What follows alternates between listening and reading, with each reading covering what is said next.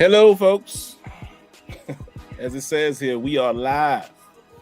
So y'all know we always gonna wait a few minutes. We can just kick it for a second here. We're just gonna sit here and look at the screen aimlessly until we can tell somebody's watching. And then we'll do the light introduction. But in case you don't know, you are watching or you are looking at the Sim Standard Power Hour. I see we have at least one person who popped up in here. So I'll give it about 30 more seconds, and then we'll get it cracking. But I hope everybody's doing well. Yeah.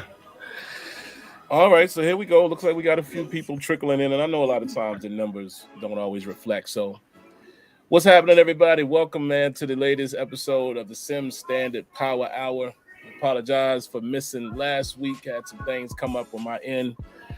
And y'all know that's just how it is sometimes, man. Sometimes I got stuff going on. Sometimes Smitty has stuff going on. Again, we're not on ESPN. We're not on, any of these networks where we're not sponsored by Barstool, anybody like that. So right. I say all that to say that, this doesn't pay our bills. There's other life that we have to do. We kind of do this in our leisure time. So bear with us, man, when we can't make a show. But how's everybody doing, man? Y'all already know what we're talking about tonight. I have it there in the title. I said Undisputed is not fight night, and it shouldn't be. That is the main thing that we're going to talk about. But I know there's one other thing we definitely got to get into, and I know Smitty probably wants to get into this. Maybe we could talk lightly about some of the little trades that's happening.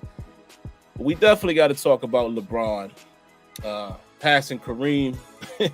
And this is going to be an interesting topic, Smitty, because, I have a take on it itself, not so much LeBron and what his career's been. And, we all know how we feel about the clicking up and things like that. But I just have a different take as far as on that individual achievement. So I guess we can start with that, Smitty. Anything else you got before we jump into NBA trades and a little bit of LeBron? I will say that I'm happy to see that, Aiden Hutchinson won the Rookie of the Year.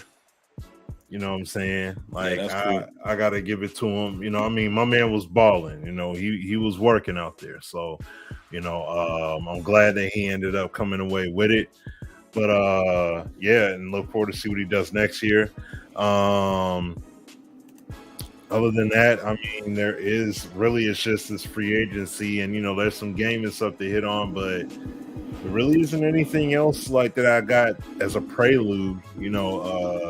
Glad to see everybody back on. You know what I mean? Like, yeah, I know we was on our hiatus for a good while, but there's some stuff to hit on. So ready to get into it, man. Absolutely ready to get into it. I got to ask you real quick, Smitty, just in general. We won't have to talk about all of them, but how you feeling about some of the main trades that seem like it's going to shake things up a little bit? I mean, I guess KD and Kyrie. My quick thought on it, very interested in seeing, man, the dynamic with Kyrie and Luka. That's going to be, might be must-see TV, especially if they get to clicking. What if they put on one of those performances where, that backcourt going crazy? Luka got 45, Kyrie got 40. It's going to be must-see TV, in my opinion. We'll see how they gel. Right. I'm just speaking from basketball terms. And again, y'all know this is not my forte, but I was kind of sad to see Dinwiddie, man, get shipped out. I think he was a very quiet, solid piece for the Mavs, that would come in there and get you some buckets at times when Luka wasn't on the floor. And I think maybe that could have developed into, I don't want to say a big three, but at least, three guys that you already know what Luka's going to give you. You already know what Kyrie's going to give you. But I think Dinwiddie still being in that mix would have been cool. But we'll see. And definitely the Suns. Man, looking forward to seeing that. KD and Chris Paul, a true point guard as he always has been, and Devin Booker, Aiden. Wow, that's going to be some interesting action right there. But again, you know, I'll speak on the downside. I hate to see guys like Bridges and, you know, get shipped off, but that's the business. You know, that's how it goes with professional sports, man. Right. And I know maybe some of you guys have some opinions in the chat, but like I said, I'm not I watch basketball. I know a little basketball. That ain't my forte to, you know, had this been the NFL, I would have known every trade that happened. But I'll say that to say this. I don't know what other trades took place. I mean, outside of like the Lakers stuff, you know, I don't know who else was affected, but those two, the Suns and the Mavs, I think is very interesting. And maybe the Lakers, you know, with D'Angelo Russell going back there. Small opinion on that, Smitty. I will say this just from my observation. Mm-hmm. D'Angelo Russell now, to me, is a more mature point guard scorer than he was when he was at the Lakers the first time. Like, this dude can get you some buckets and smart with the ball from games I've seen. Mm-hmm. Not reckless like he once was. And Russell Westbrook really wasn't giving you Russ. You know, he wasn't really contributing as much points-wise. So it might end up being an interesting thing there at the Lakers, man, with you know, I hate to call that man this, but Charles Barkley was right when he called them street clothes.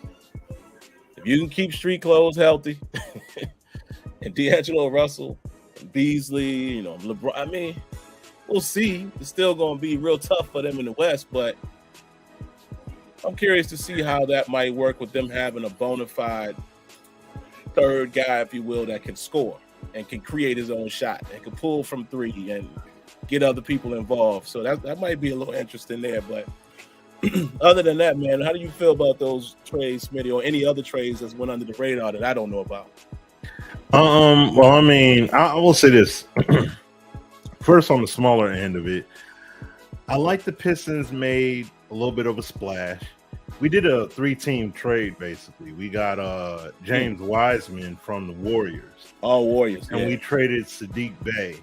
I think he went to, I don't know the full details of it. I think he went to Atlanta. Because it was with Detroit, Atlanta, and Golden State. 3-team deal. Don't know all the details of it, but we got James Wiseman. So we do need somebody in the middle because we're light there. Like, we got rid of Kelly Olynyk. We didn't have anybody else there basically to fill that void.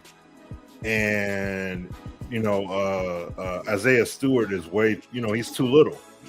Marvin Bagley is okay, but once again, he's not sufficient as a paint guy. James Wiseman is still very rough around the edges, though. You know what I mean? They kept calling him up and sending him down to the G League and everything. I mean, he had his injuries, but it'll be interesting to see what he possibly can bring to the table with the Pistons. I don't know how they're going to implement him, so to speak, especially since, I mean, we're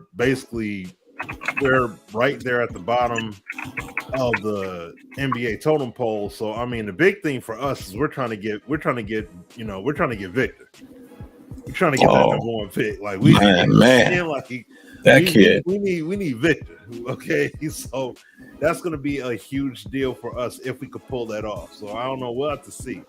But the KD move, I'm going to say this: Phoenix has to win now.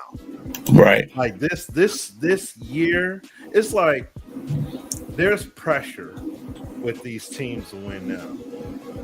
The following teams, I believe, have to win now.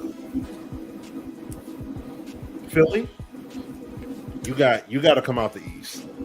If you don't, because Harden his game's not gonna keep us. That star power is gonna steadily decline. So so there's that. Yeah, man. Speed over there. That has to happen. But then you also got in the West. Yeah, no, in the West, that move for KD, you got KD, Booker, CP3, and Ayton is still in. Yeah, gotta go for the chip this year.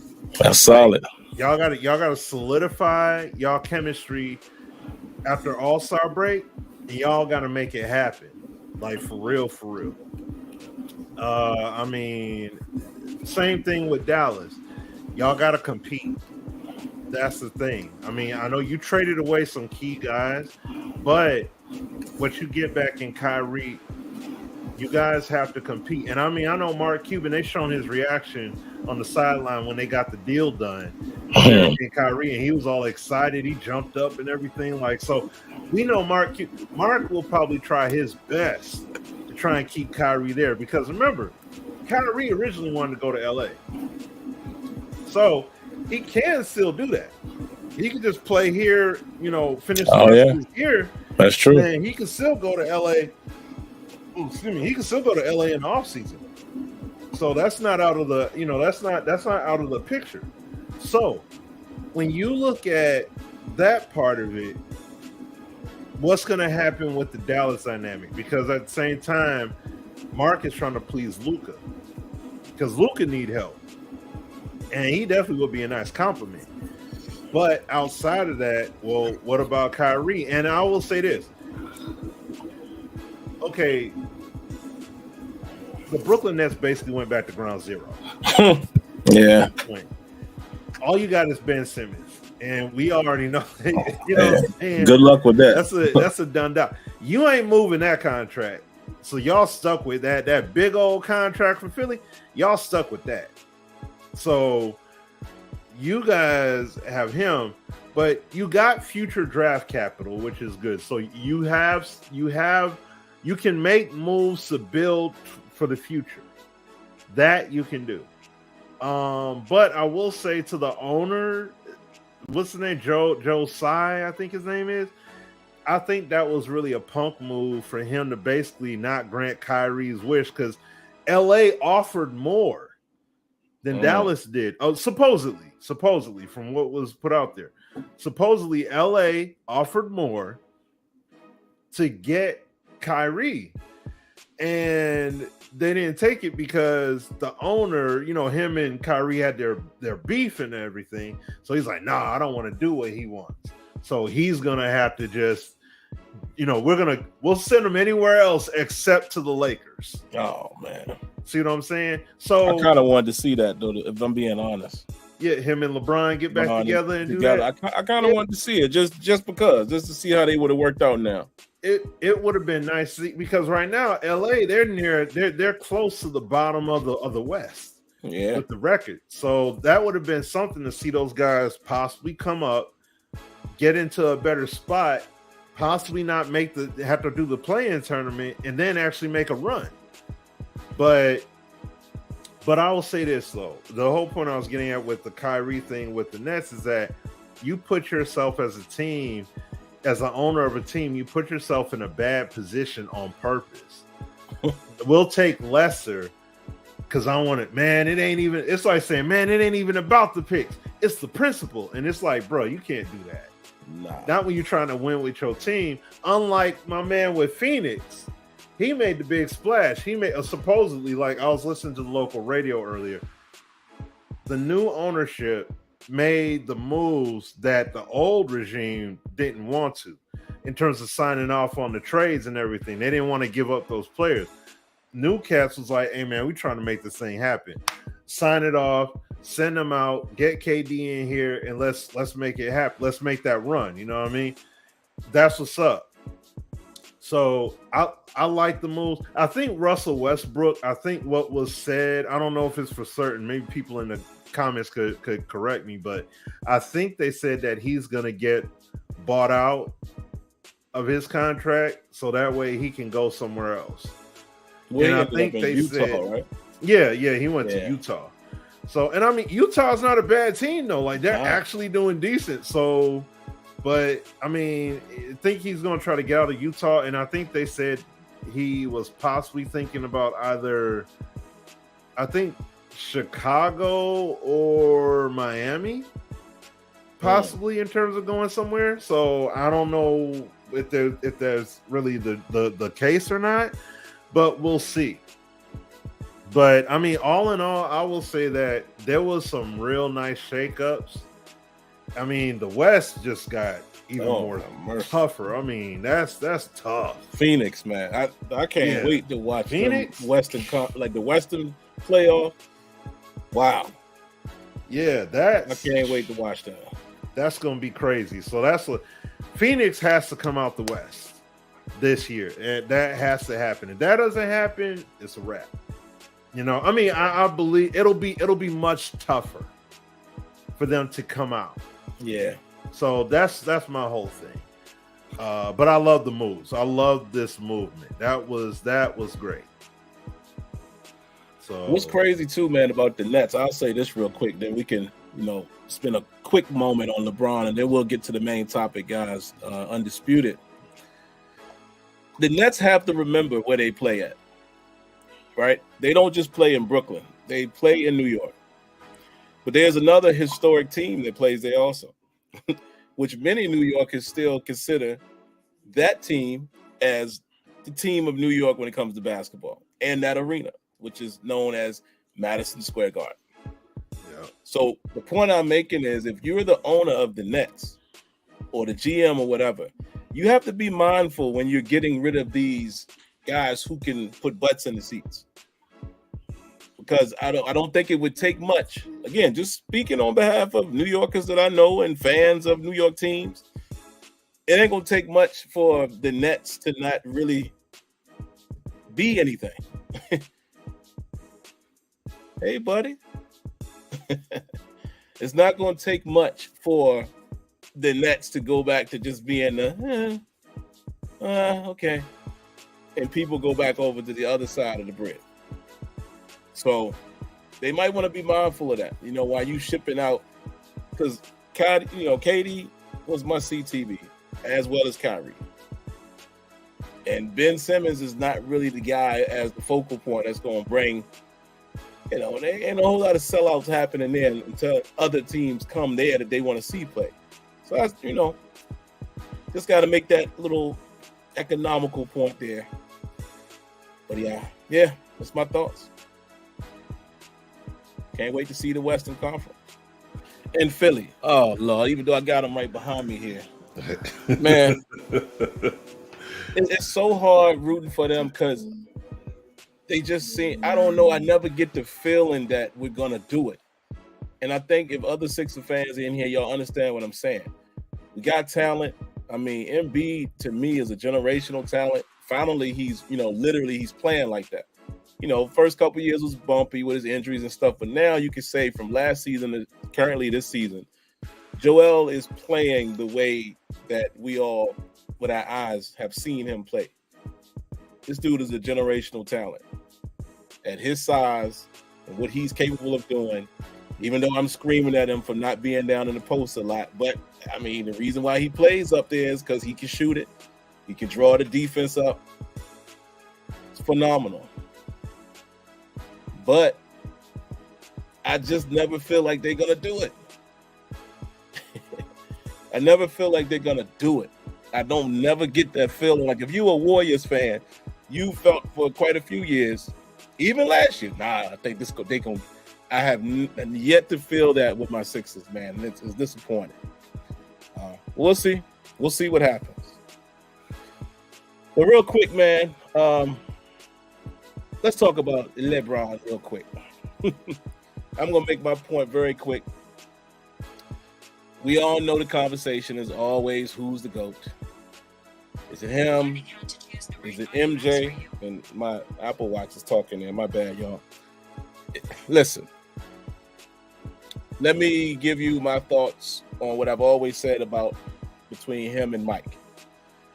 First of all, as I've grown more mature, I don't really compare them one-to-one. Two totally different type of players. Two totally different positions. It is fair to judge them on rings and things like that. It's fair to judge them on clicking up and things like that. It absolutely is. Because even if you don't want to put Mike in the conversation, you look at late, great Kobe Bryant. Stayed with the Lakers all them years, did it with his superstar and Shaq. had some bad years and came back and did it again, back to back, and was close to getting another three-peat. You gotta tip your hat to that, and he stayed with the Lakers. And again, to me, if you was comparing anybody, I've always said it should have been Mike and Kobe because of how they played. However, I will always put Mike over LeBron in this regard. How he won and in the manner that he won. 6 rings. He had Scottie on it. Of course, everybody's got to have another superstar. I feel like it ain't going to just be one guy. I mean, if that was the case, one of my favorite players of all time, well, 2 of my favorite players of all time, one of which did play with other superstars, but the first guy I'm talking about in Allen Iverson, who else did he play with that was a superstar? So if we were judging people just on whether they won or lost, that's not fair. Allen Iverson is arguably a top 50 player. Come on, in my opinion, pound for pound, but he didn't win a chip. But if we're going to talk about chips, Jordan winning 6, 2 3-peats, never going to a game 6, with the Bulls, I have to put that over LeBron when we talk about who is the greatest person accomplishment-wise. And I know people are going to say, well, what about Bill Russell? I get that too, but I'm going to be fair and honest. I didn't get to watch Bill Russell play. It's before my time. So it's hard for me. I will acknowledge it. Yeah, he got all them rings and Magic. But these dudes was kind of before my time when I was watching basketball. I'm only talking about MJ, Kobe, LeBron, and whoever else you want to throw in that mix as far as since Mike's time. But before I throw it to Smitty, what up, Tony? My brother Tony in the building. I said, Braun, a bum. One thing that you can't take away from LeBron, and I got to give him his credit on this one, is that record. We can say he teamed up. We can say he always trying to orchestrate teams and blocking his own blessings by shipping these guys out. We can say all of that. You can say you prefer Mike over him or whoever else. But, dog, I got to give him his credit on this particular feat because he had to score them points. Because, Smitty, I've seen people already online saying, man, he's still trash. Hold on, time out. He individually scored those points. We can say what we want about his career. That is an individual feat that we can't take away from him. There are people that I debate all the time that say LeBron is the GOAT. They have an argument in a way. I just feel like I'm still going to think the impact of the game and all that. I got to go with Mike still. But there's an argument to be made with this. The amount of times that he did go to the finals consecutively, he has 4. 2 different organizations he's won. What, 3? Oops. I know people don't want to count the bubble ring, but listen, all them players was in the bubble as well. Another team could have won. So I count it because they played against other people. Is an argument to be made if you're a LeBron is the GOAT type of person. I think it's preference at this point, in my opinion, because I got to take my hat off to the man for scoring them points. And here's the kicker, Smitty, that I didn't realize. LeBron is 4th in assists all time. Can't take that away from him, man. So that's just my rebuttal to the folks who really diving in on him, saying this man he sucks. And I'm like, hold on, man. And then, here's the other thing they saying, Smitty. Well, it's because he's been playing so long. Well, I got to give him credit for that too. To be able to play at this level, the man is 38 years old and looking like he could play 3, 4, 5 more years. Got to give him credit for that, man. So, shout outs to LeBron. Again, opinions, it's always going to be barbershop talk, who's the best. But we can't take that individual record away from him, whether you hate him or love him. He individually scored 38,000, whatever it is, and counting. Like, he gonna put that record out. He's gonna do the same thing that Steph Curry is gonna do to that 3-point. Oh yeah, they putting it so far out of reach. So that's just my 2 cents. What you got, Smitty? I'll say it.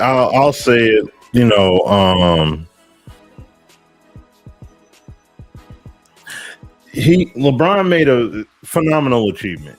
Okay, I can't take anything away from that. I mean, I know his nickname's King James and everything, so they put the whole,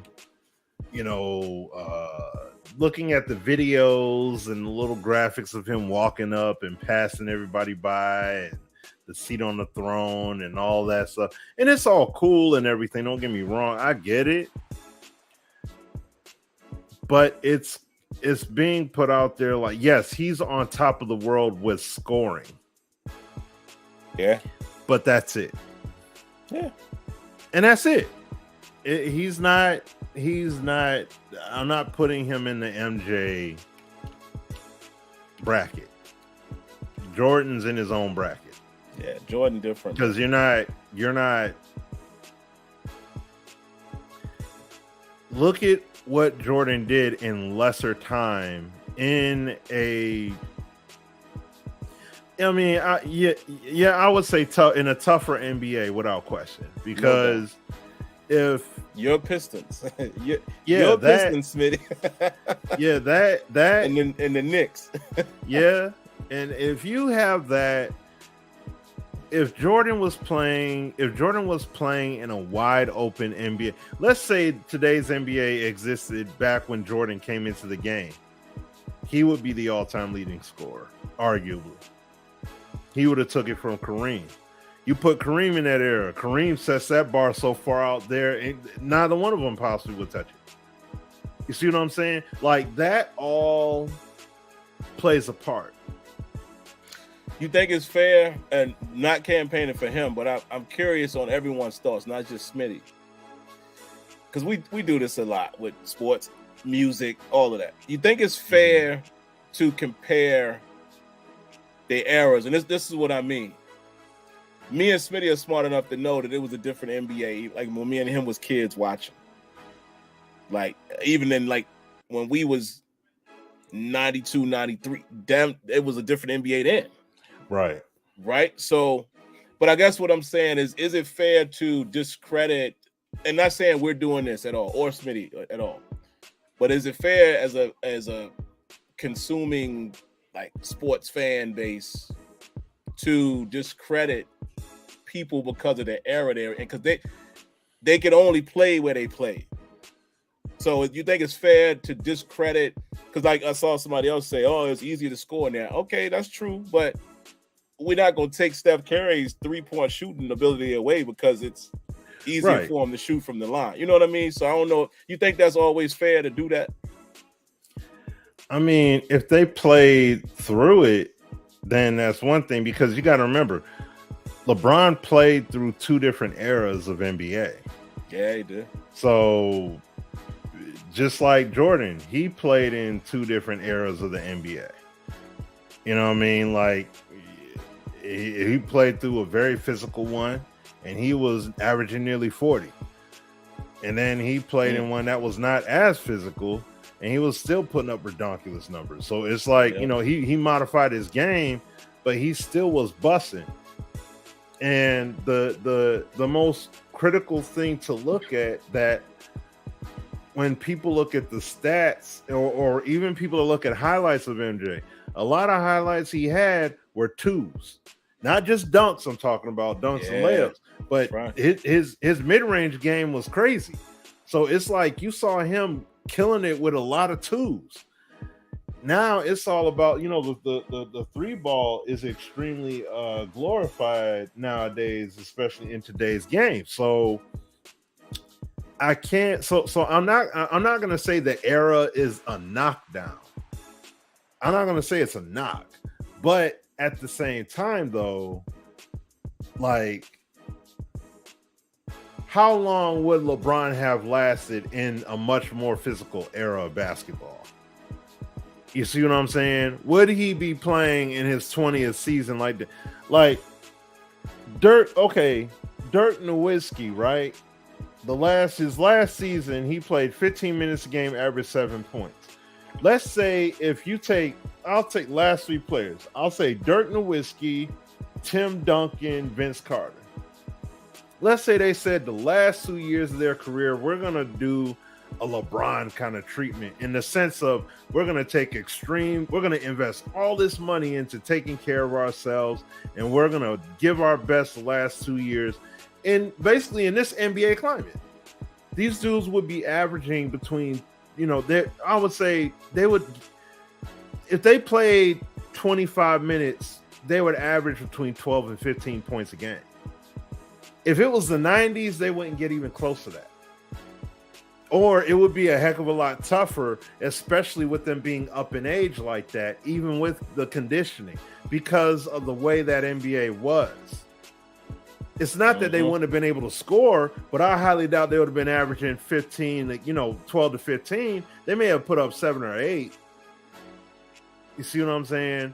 And so my point, that's the point I'm saying, is that it's not to knock LeBron down. It's just that's the NBA climate he just so happens to be in, that he just so happens to be playing through. So because of that, he's able to score a whole heck of a lot more. He's able to do, and then factor in this other part too. Once again, it's not taking away from him, but basically since 2009, he's had 2 other legit scoring threats, like superstars or star caliber players that usually get double teamed all on the floor with him at the same time. So that's going to take attention away from him some way or another because of those guys. And then he's going to get those opportunities to score. So that's another factor. Not a huge one. We're not saying that, the whole team keyed in on him, but at the same time, teams would pay attention to where LeBron's at all times because of how big of a threat he was. That's how, and that adds, I should say, credit to his game because that's how much of a threat he was at scoring, just overall on the floor. So I absolutely love it. Like great achievement for LeBron. He spread the floor via the super team, even though he's a phenomenal player in his own right. Like, don't get me wrong, he's able to get to the basket at will regardless of that. But it just makes it easier when you got pick and rolls and you're doing pick and rolls with you and D Wade and you and Chris Bosh, and then it's you and Kyrie and Kevin Love. Then you go to LA and you're doing the same thing, you and AD. It just makes it very convenient. And it makes it a heck of a lot easier to fill the stat sheet. Just imagine if Jordan paired up with Grant Hill and Shaq in the 90s or whatever. Just think how many more points MJ could have possibly scored, how many more scoring opportunities, how much more the floor would have opened up for him because of how much of a threat those other 2 players are, let alone him. You see what I'm saying? And that's essentially what he had going on. You got him with 2 other uber dominant stars in their own right as individuals on your team at the same time. That's going to open the floor for you to get them dribble drives a bit easier, to pull up them shots a bit easier because you got all these other threats. So you know what I mean? So that's a factor. It's not a knockdown, but it's a factor. You know what I'm saying? So that's why it's a tough one, man. Yeah, I give him the credit. Like, don't get me wrong, LeBron is in that top 5. That, arguably, in my opinion, he's in that top 5. But I could never put him in that echelon with the MJ. That I just can't possibly give him that. You know what I'm saying? Like the NBA, it was like the NBA had a sigh of relief when Jordan quit the first time. You know what I'm saying? Like it was like, Whew, okay, now we don't really have to worry about the Bulls like that. Thank goodness. All right, he's gone. You know what I mean? And it's like as soon as he came back, ran the tables. So that's all I'm just saying. Like it was like that with him in the fold like that. LeBron, not necessarily. I mean, look what he's doing at 38, and look where his team is sitting at. Yeah, see what I'm saying? Like it's now tricky for me. Now think about that. Think about it if he had two dominant superstars playing with him that were healthy consistently right now in LA. I bet they'd be one of the top seeds in the West. Yep. With LeBron putting up the numbers he's putting up. I'm just saying that part too. And once again, you would be able to see in a night in, night out basis how the floor is going to be spread out because of LeBron and those two other threats. That's a huge deal. So that can't be discounted. I mean, like that, all of that matters. You're going to see the same dynamic. Wait till Phoenix starts playing. You're going to see that dynamic. You're going to see exactly what we're talking about. That's why people hated on Golden State. Man, they made a super team. No, they actually built a team and just added KD, but it was unfair. And that's the point. It becomes unfair when you have stars like that coming together. Mm-hmm. If you take, well, let me see. I would say like what? Take Penny, Pippen, and Sean Kemp, put them on a team together. That would be nuts. Those guys in their prime, that would be a sick combo right there. You see what I'm saying? Now, am I saying they would come out and win a chip? Who knows? They could. But that's the whole point, is those guys are all legit threats as individuals, though. They all require focused in attention by themselves. And now you got him with these two other guys, and you're supposed to game plan for that? That's hard, man. So that's all I'm saying, man. That's all I'm saying. But it's so funny. It's a never ending argument. And I look at the chat. I love seeing everybody's matter of fact opinion on this conversation, and none of us can say that. Like my man said, my man Michael said, if Jordan was on this Lakers in his prime, the Lakers are the top team in it. Come on, man. Like, how can you definitively say that? With all the other talent, right? So my point has always been this. The reason why I don't really compare them so deeply, you do have to consider eras. It was harder to score. But like people always say, LeBron wouldn't have made it in that era. I never agree with that argument. Do y'all remember how big LeBron was and how big he is now? I could name a whole lot of people that wasn't the physical athlete that LeBron was that succeeded back then. He's bigger than Jordan. He's bigger than Barkley. He's bigger than Bird. Physique-wise, he's bigger than Magic. I personally feel like he could have played with them guys just off of physical stature. So I never agree with the argument when people say it. Again, it's just debate, but I never agree with that because we're looking at a physical freak. And we're saying that he couldn't have played in that era. Huh? Sean Kemp, anybody? And Sean Kemp was scrawnier. That's what I'm trying to tell you. When he came in, too. He was like, what, 219, 220, something like that? Like, he was smaller. And he technically came in at 19. Yeah. So my thing is, if Jordan was able to do it, like, that's when I feel like people are just slanting LeBron. I try to be fair. If Jordan could do it, why couldn't he? Yeah, and Jordan was 215 when he came in the NBA, so it's not like he was this heavyweight hitter. You know what I'm saying? So, but I get it. Yeah, I think Smitty broke it down perfect. I get the debate on both sides, but it's just I think sometimes we unfairly knock some of the current players. But I agree with Smitty. You do have to consider it, hand checking and what they call quote unquote playoff fouls, all that stuff back in them times. I mean, look at my little man AI. I mean, you know what I'm saying? and he was able to thrive. I mean, he didn't play against the bad boy Pistons, but he was in an era too where it was tough. So I never understand that, Smitty, when people really try to say, man, LeBron would have never made it back to y'all crazy. If LeBron is big enough to it, he would have adapted like everybody else. But yeah, I still think overall I got to go with Jordan, man, just in my opinion.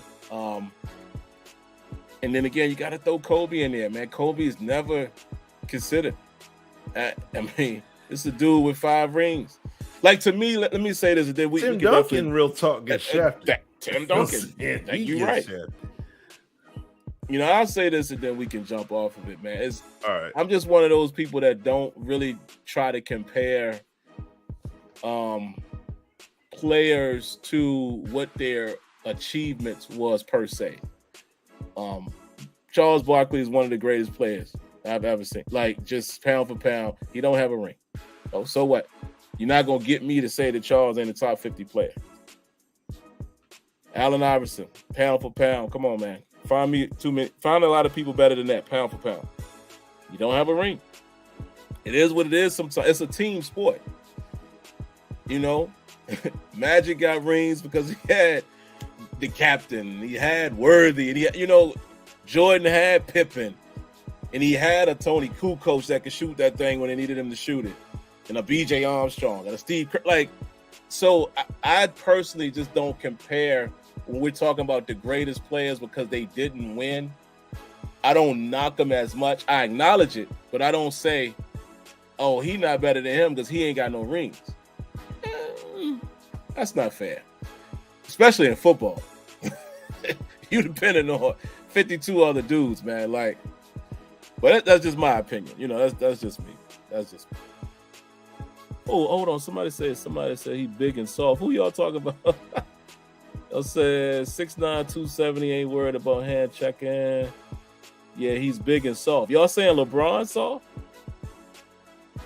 Wow. Some people, I'm telling you, y'all just don't like the man. Okay. But yeah, like I said, I'm not here to debate you. I'm just, y'all tune in to hear what me and Smitty have to say. So we're giving our opinion. That's all. I'm not saying your opinion doesn't. I respect everybody's opinion. But all right, man, let's get to what y'all really came here for. It's funny how me and Smitty said we was going to be brief on those topics, and we've already burnt up 42 minutes. That's how it happens when you get to talking, man. Undisputed. For those of you, the guys that don't know what we're talking about, the boxing game, that game that used to be called ESBC, is out on early access. I'm going to let Smitty explain it to you when Smitty speaks more of what early access means. Smitty schooled me to it. But I think a lot of you guys are judging this game wrong, as if this is the final product. I'm seeing stuff, Smitty, like, how could they not have this guy in the game? And first of all, y'all are even forgetting the rules of thumb when it comes to licensing players and athletes for sports games. Right. Fight Night didn't have every boxer either, and that was EA Sports. You can't. And then people are being. I know I'm kind of jumping the gun here. People are being so critical on this brand new company. It's like they've been making games for 30 years. They haven't. This is a new product. But anyway, I'm gonna just give y'all my quick thoughts. From what I've played, I personally feel like this game, I know some of y'all are going to be mad, but this game is nowhere, in a whole different category than Fight Night. Oh, yeah. I keep seeing so many people trying to say this game is not as good as Fight Night. It's not as fluid. I'm like, wait, time out. What? Let me pause y'all for a second. When was Fight Night? Again, these are opinions, but I'm going to speak strongly on this one because I think we all as gamers should acknowledge this. When was Fight Night the most fluid boxing game? When? I'm waiting for someone to answer that. Fluidity? Fluid? Wow. in fight night. Okay. People are saying the footwork ain't as good. I'm like, then fight night.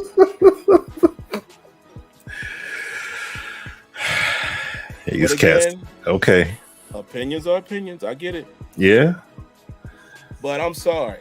There's game facts. to me is way beyond what Fight Night was able to deliver, even at this state. But I acknowledge that this game is not complete. It has some things that they need to clean up. I feel like the jab, it works, but I don't know if I feel the effectiveness of it. They're priding themselves on being simulation, but I don't know if, even though I've won some matches with the jab, I don't feel like. One guy left a comment on one of my videos, and I have to agree with him. There are moments where, at times, it does kind of feel like rock'em sock'em sometimes, as far as the action. I must agree with that. Not all the time, but there are these moments where you kind of feel like I get hit, you get hit, I get hit, you get hit, and nothing is really happening. Other than that, I love the control that you have over your punches, because there's things that you can do in this game that I don't think everybody realizes. You can actually do directional punching, which means if I want to jab you with the left, because I'm right-handed, I can decide if I want to have the jab come straight at you, go to the left, go to the right. That's crazy. And you can do that with any punch. Get your angle and punch where you want it to go. I love that it doesn't seem like you have to be throwing a quote-unquote power punch to get a knockout. And the reason why I say quote-unquote, they are calling your power punch is like a modifier. You hold the RB or R1 if you're on PlayStation, if you're using the PlayStation controller, and you're trying to throw it harder. However, if you're a boxing fan, you understand that technically a power punch is anything that's not a jab, right? But if you want to call it power punch because of the modifier, I do like that you can get knockouts and stun people without doing that, because I've been able to do it. Couple things that I don't like. I know they said in a recent patch that they worked with the stamina. I don't know. I think it's still broken when you do prize fight. Like if you do the prize fight thing, the CPU stamina don't seem to go nowhere. So, but no, I think it's the stamina as far as the punching spamming. Okay. So, like, if you're throwing jabs in rapid succession, like I dabbled with it this morning. I was using Joe Louis, and it was like when I was throwing jabs, I could only throw so many jabs in succession. Like, it was like after that third one, it was kind of gas. Like, you saw. Oh, yeah, that's what my man just said. So now jab. So they have arm tiredness in it. Wow. Yeah. So did they have that in Fight Night? No. Oh, I'm just wondering. And again, I'm not trying to compare. See, that's the thing that we do in this community, right? We do it with football because everybody's so upset with Matt, rightfully so. You try to say you're trying to justify things that was in a game that was produced in 2004 that doesn't perform as good as current day Madden. Because believe it or not, there are things that Madden performs better. But we get so blinded by, I don't like this, so this is where I'm going. There's no reason to compare this game to Fight Night. We could say, man, you know what I used to love about Fight Night? I hope they do this in Undisputed. Yeah. And give them the feedback. But to act like, I'm sorry, man, I can't agree with anyone saying that this game isn't as fluid as Fight Night. What? I don't know. That's just where I'm at with it, Smitty. Yeah. Damage too. Damage doesn't seem. Have you felt like damage has been effective in your fights? I mean, dudes aren't out here bleeding and everything like that, but I see cheeks look reddish and everything by the time the fight's over. or whether I get a knockdown or a knockout, or if no one gets knocked down, the redness is there. So yeah, you can see I'm it. seeing that. And I mean, I get it. It would be cool to see them bleed a bit. It would be cool to see possibly some deformation of the face and everything. But I also do understand that every fight is not the ultimate bloodbath. Yeah. You know what I mean? People don't get cut in every fight. You're right.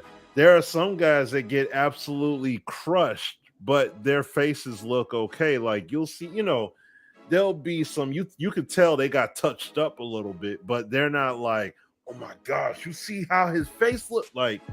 It's not necessarily like that. And there are some things that people are just going to have to get used to in regards of boxing. Yeah. Because a lot of people don't watch like that necessarily. So they're looking for these punches to be a certain way, these knockouts to be a certain way. They want to see blood all on the shorts and blood all over the ring and blood. It don't go like that all the time. Sometimes it does. But not everybody is just going to get busted up like that. And you got to remember, the way you're using these boxers, they're supposed to be used a certain way. Yeah. So there's that part too. So if you're going in there thinking you're going to take Joe Louis and use him like Mike Tyson, or you're going to use, Canelo like he's David Tua or something like that, you know what I mean? Like you got to use these guys based off of boxing relativity. And that's what I love about the game. I love that. So, but and the other thing too is, the thing is, Sam, and I'll let you go ahead and, continue on. The thing is, this game's in early access, and it just debuted on it. Yeah. And they've already put out 3 updates. That's crazy. Yeah. See what I'm saying? This is what early access is. It's not complete. It's not finished. So they're not going to give us everything this week. This is what's going to happen next week. This, next week, that, unless they choose to, or if it's ready to, then they'll do it. If it's not ready, then it ain't coming yet. They already they put the screenshot of like a roadmap of stuff they're going to do, but we don't know how long that roadmap is necessarily. And I'm okay with it. I'm perfectly fine with that. That's the beauty of early access. I love it. Play the game, give the feedback, do a tuning here, an update there. That's the thing. They got all that room to update and mess with. That's what early access is for.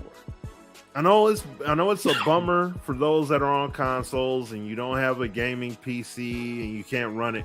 I get that. But it's good to see it on PC, so that way we can, there's a lot of stuff they could work out that you're not going to be able to do in a patch on a console. You know what I'm saying? These dudes don't have to get a clearance from Sony or Microsoft or nothing like that. It's okay, based off the feedback, we tuned this, we did this, we did that. All right. Bet. People out here cheesing. I've seen people tweet earlier about it. People out here cheesing online, looking for glitchy exploits and things like that. Being on PC, they're going to have to look for some anti-cheat method of some sort or whatever, because that's something that's going to happen.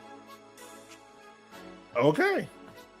You know what I'm saying? So, but no, go ahead, Sim. Nah, man, I don't have too much more to add. I just threw this gameplay up here for you guys to see it, for some of y'all who haven't had a chance. It's so funny. The YouTube algorithms crack me up, man. Anytime I show anything that ain't like Madden related, they don't get, nobody be watching this stuff, man. But I just want y'all to just watch this, man. And keep in mind, like Smitty said, this game is not finished. I'm new to the early access scene. Even though I've had a gaming PC for a few years now, I don't really game on PC that often. So I didn't even really know what that meant. But, in case you're wondering, it's PC only right now. It's $30. You know, that's going to go a long way in supporting the project and allowing them to do even more things. But the potential that this game has, like, as a sim community, that's what you guys love us for. We're sim sports fans. You know, y'all primarily know us for football, obviously for the Madden thing. This game, their whole intent is to make a simulation boxing game. And even in the state that it's in now, it's funny because, well, my son is in the room now, but he tried to play it, right? And I told him, I said, hey, I'm just going to let you know, you ain't going to win too many games. Not out the gate. Oh, let me see it, Dad. And, you know, he's 9. I said, all right, go ahead. And he's getting upset. I was like, you're not going to win. Trust me. It took me about, with no shame, 14 fights before I won. Because I had to learn the game. Like, you have to box. You got to be mindful of your stamina, how much power you got, picking your shots, not overexerting yourself, throwing them haymakers. You have to box. Shut up. You know, you have to set up your shots. Look for combinations. Don't spam the buttons. I know everybody, we all fall victim to that with a fighting game. And until you learn it, you're just trying to get punches in. But if you're not careful, you'll see that you'll throw an extra punch that you didn't mean to throw because you didn't hit the button 100 times. You got to learn. Like, as you see it, I actually won this game finally. You're gonna, and this is against an opponent. You know, I'm fighting with Canelo, but I had to, and you can even see in this footage that I'm punching a little too much, but I'm starting to settle down now. And I learned how this dude was trying to fight me. So I said, all right.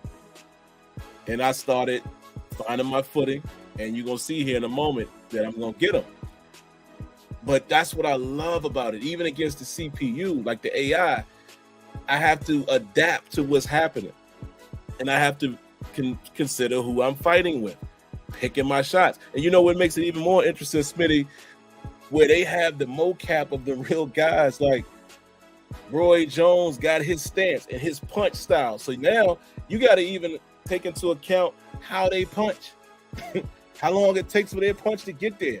Is it an overhand right or do they throw it straight? Like, man, this game, exactly. Again, potentially, this game has the potential to be a masterpiece as far as simulation sports. But as you can see, there's things that they got to tune up, man. You know, definitely. Like I said, there are many moments where you kind of feel like it's rock'em sock'em, and not because it's stiff, but it's kind of like, boom, I took a hit, I threw a hit, I took a hit, I threw a hit, and I didn't really see an effect. Like, okay, what happened there? Did anybody get tired or? But I mean, that happens in real boxing too. Sometimes they trade blow for blow and nothing happens. So it's a balance. But here's another thing. You know, people, oh, where's the referee? He's not in the ring. I'm pretty sure he's going to be in the ring at some point. I mean, they advertise it as such. That they have Kenny Bayless officially in this game. He's going to be in the ring at some point. But it's cool. But all I would ask, and y'all know I never campaign for no game, just be patient, man. Give the feedback, because again, we have a company that is priding themselves on simulation, and we haven't had an opportunity like this from the sim community, where, you know, the publisher, the developer, the builder of the game is literally saying, "This is what we're trying to do. Give us the feedback," and they're showing it to us. You can take a standing 8 count in this game, man. When you get in trouble. Like, that's how much on a simulation level that they're trying to go with. Like, this thing is replicating boxing. So just imagine what happens when we give all of the feedback and they get it tuned exactly how boxing fans want it. The only thing else I would say, man, is just please consider what I just said. This is intended to be a simulation. Don't be giving feedback about, oh man, I hit him 1-2 times in a row with a big hook and he didn't drop. It's boxing. Right. There you go. See, I caught him right there. Yeah. But they're gonna be. Oh, I wish there was instant replay too here. So I'm actually gonna give them feedback on. It's not important, but I figure for like content creators, it's kind of important. But give it a chance, man. If you are a boxing fan, if you're a simulation sports fan, I'm never gonna tell anybody how to spend their money. I just would say, give it a chance. That's all I got, man. We are happy to see that they actually delivered a product. It started from nothing. Nobody knew if it was actually going to happen, and it's here now. So it's something to be excited about, man. If you are an extreme sim gamer like Smitty and I. So that's all I got. I don't really have much to add. Why Diggy says, so who's your favorite fighter to use so far?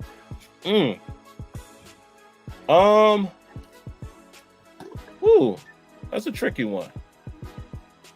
Because of his style, I mean, I can't help but to say I love fighting with Roy. I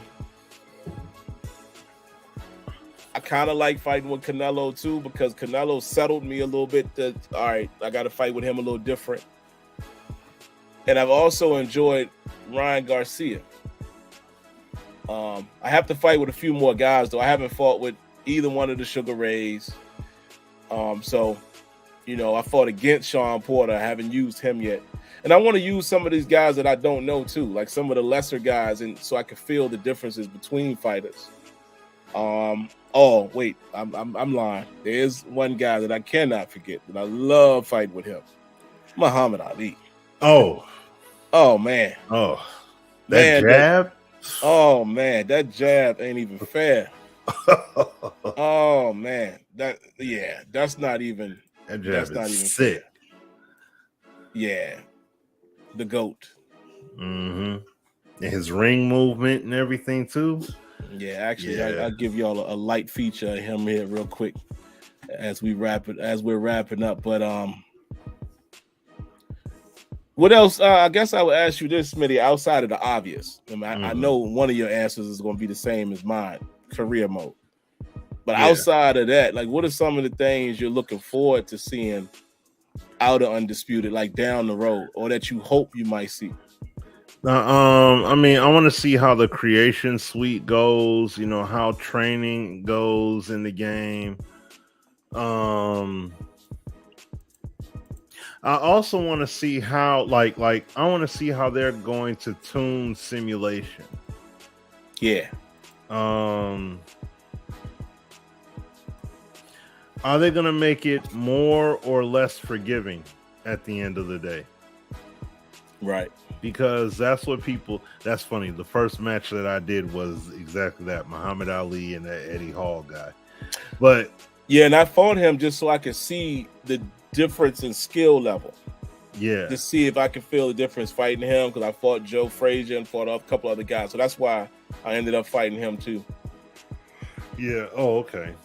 Yeah, but my thing is, are they going to make it more or less forgiving based off of feedback? Because my thing is, like you say, fighters take shots, but at the same time, are you going to make it where it can be unforgiving? So what I mean by that is, for example, there's this game demo. Actually, it's on Steam as well. I downloaded the demo of it. It's called Die by the Blade. And it's a samurai fighting game. You versus your opponent. It's literally, they can take you out in one slash. Or you can get took out in one slash. I mean, you can take them out, or they can take you out in one slash. Or two. And it's not forgiving at all. And that's my point. Is this a game where you can have that level of authenticity and people will be like, oh, snap, okay, I really got to be on it? Or, are you going to have that grace period? Where you're going to let fighters eat shots, take multiple hits, jabs, uppercuts, all that stuff and everything. And what I mean is, I'm not saying them just getting hit here and there, but I mean, if you got some clean real estate and it's set up perfectly and you crack them, if you crack them a good few times, like, you know what I mean? Then they may be in the danger zone quicker than normal and things like that. Or you could be busting them up 11 rounds, come round 12, that opportunity come open, you whiff, and the chin is exposed, and they catch you clean. But it doesn't have to be a power shot either. Right. It could be a jab. It could be your momentum. We saw it in UFC. Fighter going forward with moment. Dude goes forward with a super punch and misses, but the knee hits him on the chin as they're coming toward it, and they're out. That's it. And it's like, yeah, that can happen. So it's like, is that going to be factored in? Are we going to see it be that unforgiving? Because that's the kind of stuff we see that's a problem in Madden. When we bring up Madden, remember EA Play 2018? Well, no, yeah. When we played Madden 18, secondary play was tight. Off the hook. All that stuff was tight. But what did Rex say when he came back? Man, the feedback from EA Play and how people was playing the game and what they were saying, when the game came out, they nerfed it. And that's my point. So what I'm saying with this here, this is why I love early access, because they can teeter-totter with it. And at the same time, they're still building stuff up. You know what I mean? They can modify stuff accordingly. So I'm just curious as to how that'll be built upon, how the core gameplay is going to be worked on and modified. I'm giving him that work right there. You know what I'm saying? Like look at it, taking the bite. Like look at how he got cracked right there. Like, come on, man. Oh, he caught me there. Even that. See, and that's the whole thing. It's like, man, that would never happen. I'm like, but look at the scenario. The scenario should match that he got caught. Like you lean back, you came forward, and my man hit you with that smooth, like that's it. You know what I mean? You should be in the danger zone. Yeah. It should be like, oh snap! Like you should feel that. Even that hit. Yeah, I want to see more variation of hurt, right? Because right now you have it's like that. Oh yeah. I would love to see that. Maybe that's the extreme one. Like, oh, he got him dazed. But I also want to see those ones, like, when you watch boxing and a dude take a body shot and he like, oh, like his body language changes. I would like to see that too. And maybe if you press him, you might get him out of there. Versus it always being like, and I get it, it's a video game, but it would be cool if there were variations of knockdowns that you didn't even know it was about to be a knockdown. Like you just visually see a visual cue, like, oh, he's hurt. Like, okay, perfect. In simulation, how you can't see the HUD and all of that, I would like it to be something like that too, where you have to use your visual cue to know, oh, my opponent is hurt. Yeah. Instead of it telling, and I know that's a little drastic. Some of y'all might not agree, but that would be cool, man. If you literally had to say, oh, I got him, he's hurt, and you go to him versus the game freezing momentarily. And now, little stuff like that, man, would make it cool. We got some funny business in here. Look at the chat. But yeah, that would be dope, man. Oh yeah, and see, my man Diggy said he had a few flash knockdowns and flash KOs. And I think, correct me if I'm wrong, Diggy, is that when, like right here, I think this is one too, where there's no counting or anything. I guess that's considered a flash knockdown. Oh, okay. I'm guessing because there's these. No, that must be because I haven't had that happen. They usually get that count. Yeah. So, maybe that's a part of what I was saying, where you catch him with that one shot and he's out. I just would love to see as they build on it, man. And, maybe that could be way down the road where it's variations of them being hurt and, opportunities for you to get them out of there with volume punching. That'd be cool. That would be cool. Yeah. Oh yeah. So, but that's about it, man. Everything else, I just want to see, build it out, and dabble with it. But core gameplay is really the only thing I want to see. Like, modify. Like, you can modify and have arm fatigue for trying to spam punches.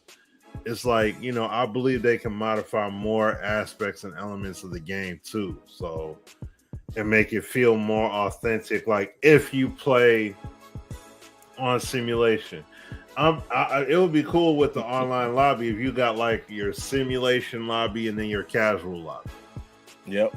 Casual gameplay is going to be more lax and lenient. Simulation is going to be a whole lot more relentless and unforgiving. You make them mistake. Basically, your stick skills got to be on point. You know what I mean? Your boxing stick skill game has to be on point. So. Who are you talking about? What you talking about, buddy? Yeah, man. I would love to see.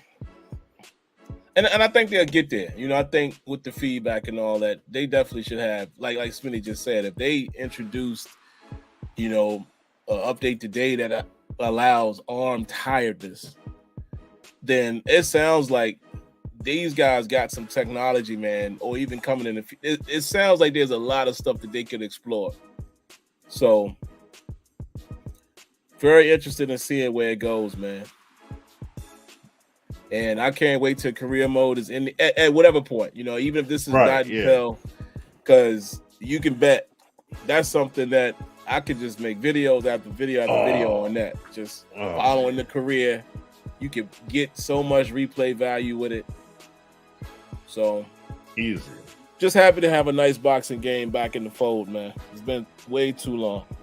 Yeah. Yep. Oh yeah. But that's all we got, guys. Not too much tonight. Glad we were able to come back and get another show on for you. Don't have any foreseen things. Oh, wait, hold on. No, I'll be back. I was about to say, I think I'm actually going to New York with my wife next week, but I'll be back Thursday night, so we should be able to rock next week. All right. But other than that, man, hey, guys, listen. As we wait for these football games to come. Oh, we didn't even. We'll talk about this on the next show because I want to spend time on it. Shout outs to Maximum Football, man. Oh yeah, huge. And I wish I would have thought about that. That could have been one of our topics, but we're gonna get into that perhaps next week.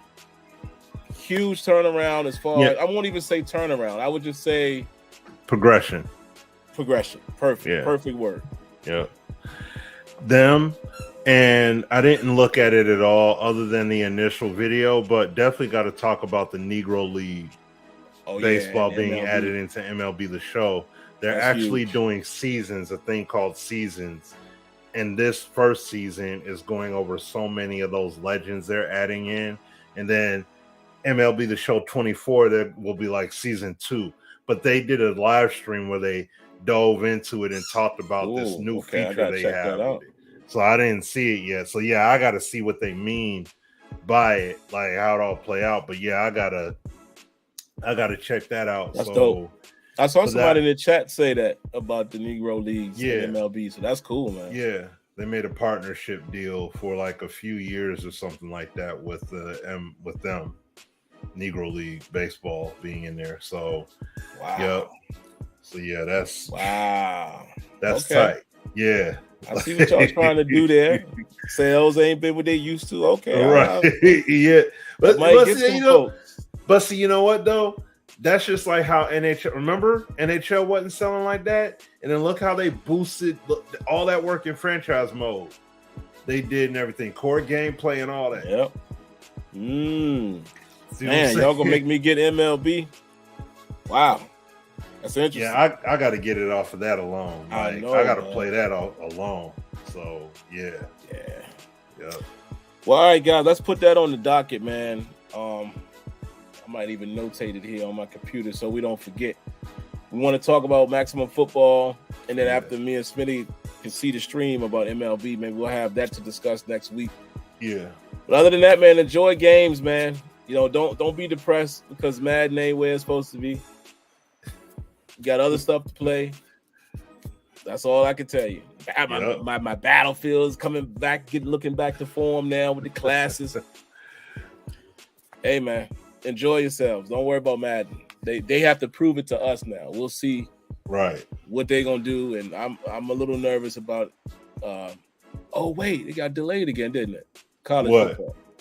It ain't coming out. Yeah, it's not till next year. Yeah, no, not this year. It's not till next year. Boo. But yeah, we'll see. Yeah. We'll see. Yeah. But all right, folks, we're gonna get out of here, man. Y'all be good, like always. Stay safe. God bless. Good night. And we appreciate y'all tuning in. Peace. Yeah. Peace.